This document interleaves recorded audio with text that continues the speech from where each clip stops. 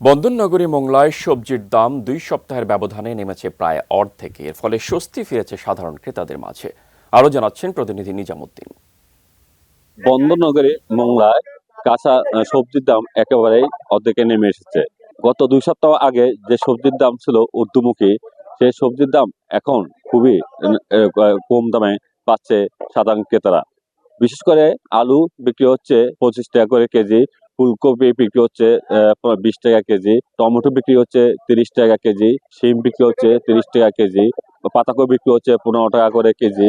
যা আগে এসব সবজির দাম ছিল খুবই ঊর্ধ্বমুখী, যে কারণে ক্রেতারা এই সব সবজি তাদের নাগালের বাইরে ছিল।